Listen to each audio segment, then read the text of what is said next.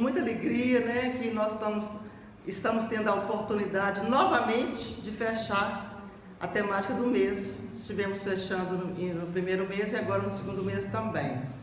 E um tema muito instigante, principalmente para nós, que hoje eu não milito mais na área da imprensa, mas militei muitos anos. Todos nós aqui, em algum momento, ligou o televisor, o rádio, e estava sintonizado num programa religioso, né? São programas católicos, evangélicos, neopentecostais, até programas de umbanda hoje é possível encontrar em algumas emissoras de rádio.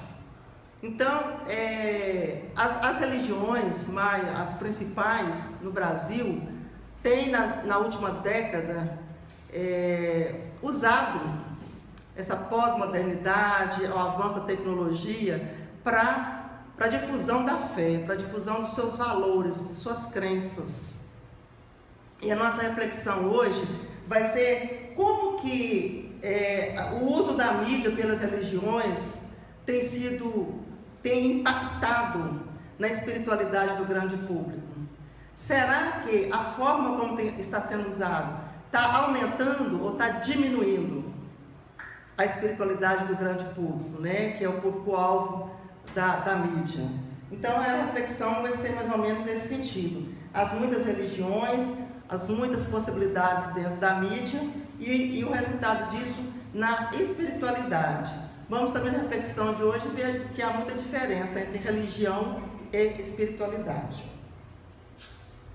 Vamos falar das principais religiões no Brasil, porque a nossa reflexão vai ser mais localizada.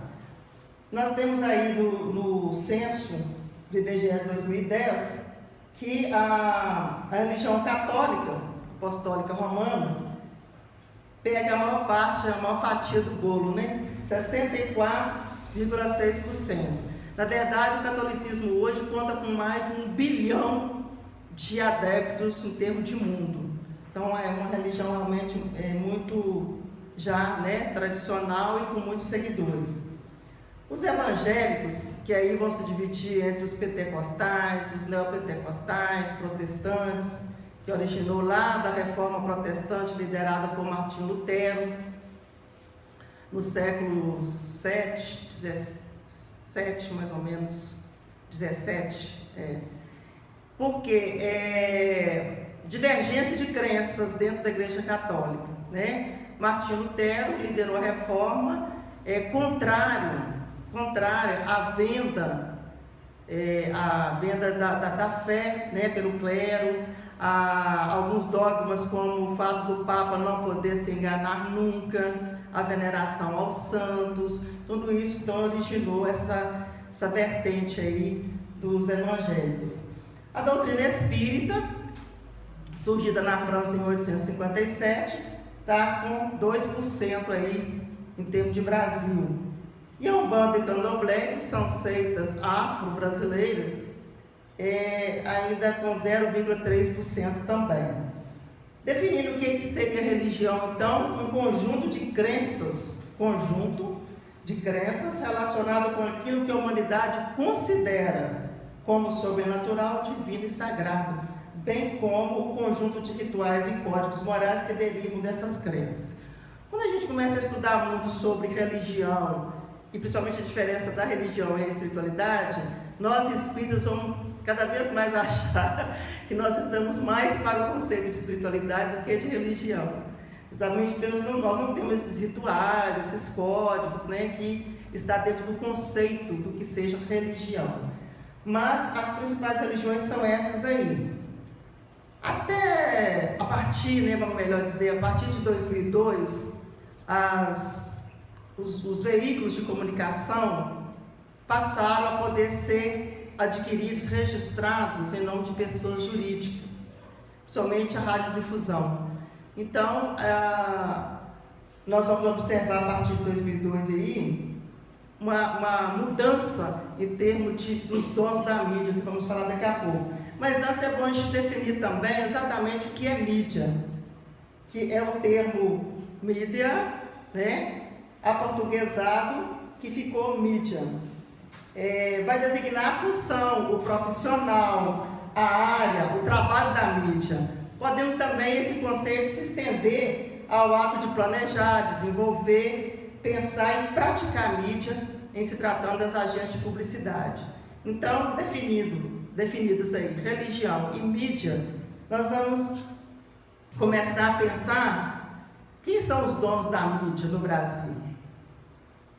Nós vamos buscar, investigar, pesquisar, nós vamos ver que são famílias, religiosos, políticos, que são os donos de verdadeiros conglomerados na mídia no Brasil hoje. Então, a gente vai falar da relação da mídia e religião e com questionamento, né? Essa busca da mídia pelas igrejas, pelas religiões, ela busca o lucro ou disseminar os valores relacionados à família, à pessoa, à própria crença daquela religião. Nós vamos encontrar a Igreja Católica no século XV, quando o Papa Inocêncio VIII escreve o primeiro documento sobre a mídia. E nesse documento, ele exigia censura das publicações, porque ele dizia que algumas ideias estavam enfraquecendo a fé, estavam sendo contrárias, né, à fé, aos bons costumes. E ele vai escrever esse documento pedindo exatamente que fosse feita a censura daquelas publicações que surgiam na época. Mas, lá nos anos 70, a mesma Igreja Católica vai verificar a importância dos veículos de comunicação para a difusão da sua crença. Então, já vai começar a usar alguns horários, pequenos horários, na área de radiodifusão, para falar do catolicismo. Mas daí a pouco a liderança da Igreja Católica acha que ter apenas horários determinados dentro da grade de programação dos veículos já não era suficiente. Era preciso ser dono de uma empresa de comunicação. E aí a Igreja Católica vai adquirir veículos de comunicação, principalmente rádios, para difusão estritamente dos valores cristãos. Até aí não acontece nada muito de extraordinário na área midiática. A Igreja Católica, muito respeitada, tradicional, né, adquirindo veículos de comunicação para difusão dos seus preceitos, dos seus dogmas, tudo bem. Mas o que acontece? Lá em 1989, a Rede Record é comprada pela Igreja Universal do Reino de Deus, a famosa IURD, né? Uma das igrejas neopentecostais. E aí há todo um estranhamento na área midiática, porque uma igreja, uma outra religião, ninguém esperava que uma outra religião fosse também adquirir veículos de comunicação, como já havia feito a Igreja Católica. Então vai haver todo um estranhamento, né, uma reação, vamos dizer assim, no meio midiático, principalmente porque começa a ter audiência. A Rede Record, já agora, né, sob a nova direção da Igreja Universal, começa a ter audiência e começa a ter também investimentos publicitários. Empresas começam a anunciar, né, a investir em publicidade naquela área. E aí vai mexer com quem? Com a poderosa Rede Globo. A Rede Globo, que até o momento não se sentia ameaçada pelos veículos adquiridos pela Igreja Católica, e com relação a outros concorrentes também, ela já começa a ver que precisa ter uma reação direta, porque a Rede Record começa a crescer em audiência e em investimentos publicitários. E não vai demorar muito, né, para ter uma reação. Mas antes a gente lembrar que a Rede Record hoje ela já tem um slogan que é rumo à liderança, porque ela já está em segundo lugar, depois da Globo na liderança. E ela se tornou um império, né? Hoje ela já está em mais de 80 países, Hoje no Brasil, ela tem rede de TV, rádio, jornal, revista, editora, produtora, gravadora, internet, é uma potência. A Rede Record é um conglomerado, né, vamos dizer assim, da religião evangélica. E o que vai acontecer então? Vai começar a briga entre a Rede Globo e a Rede Record, que é uma disputa entre católicos e neopentecostais. Quando a audiência da Record começa a crescer, a Igreja Católica começa a perceber que muitos católicos estão se convertendo à Igreja Universal, se tornando neopentecostais. Então, é o aparecimento de uma grande rede de comunicação não católica e religiosa que vinha conquistando audiência e convertendo, né, os seus adeptos, os católicos aí, que eram fiéis da Igreja Católica. E em agosto de 95 vem a reação direta da Rede Globo. Como? Com o seriado Decadência de Dias Gomes. Eles vão colocar o personagem, né, um personagem lá que é um pastor evangélico sem escrúpulo. Quando ele coloca esse seriado no ar, mostrando um pastor evangélico sem escrúpulos, eles estão querendo, a Globo quer o que com isso? Condenar, insinuar que todos os evangélicos agiam daquela forma, sem escrúpulos. Ou querendo mostrar para o grande público que não valia a pena assistir e tampouco investir em publicidade na Record. Então a briga é estabelecida. Mas a Record não vai aceitar esse insulto da Rede Globo. E vai acontecer aquele episódio que ficou conhecido como o chute da Santa. Né? O pastor da Universal, Sérgio Monreal, vai condenar a adoração às imagens de ídolos, vai ofender a padroeira do Brasil, vai chutar a imagem da Santa. E daí a Rede Globo revida, após o fato, com uma ampla divulgação do acontecido, fazendo toda uma movimentação global, até que o pastor é processado e preso.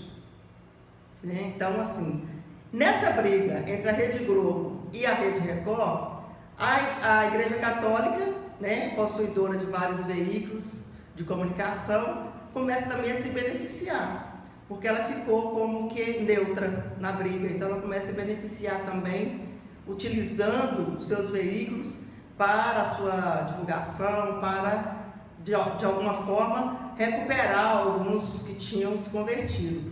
Porque essa briga entre as duas grandes emissoras vai estabelecer uma relação de ódio entre católicos e os neopentecostais. Então a Igreja Católica vai de alguma forma também se beneficiar disso. E aí chega no ponto de se rever o objetivo. A Igreja Católica percebeu que estava perdendo as suas metas, né, o seu objetivo inicial como instituição religiosa, e ela vai se fazer essa pergunta, né? Ela vai seguir os padrões dos empresários da mídia ou vai pregar e levar os valores à população? Qual que vai ser o papel dela? É uma reflexão que a Igreja Católica vai fazer nesse momento, de rever os seus objetivos, de tentar realinhar a sua atuação na mídia com os seus propósitos de valores cristãos, de levar realmente valores cristãos e talvez assim recuperar a crença, a fé do público, porque esse avanço da tecnologia, a busca pelo consumo, tudo isso havia afastado as pessoas do espiritual, do emocional, porque o foco era só material. Então, a partir do momento que as religiões compram, né, e montam verdadeiros conglomerados, vai se chamar a atenção também do público que era só consumidor, que estava focado só no consumo, para as questões espirituais. Então, esse objetivo é revisto e chega-se à conclusão que deve-se rever seus princípios e não vender a fé, né, a posicionamento da Igreja Católica. Afinal, a questão da mídia religiosa é o lucro ou o resgate dos valores? Valores da pessoa, né, do ser humano, valores da família. Então há esse momento de reflexão e de um reposicionamento, né, da igreja em relação à mídia. E o espiritismo? também seguiu, né, o modelo de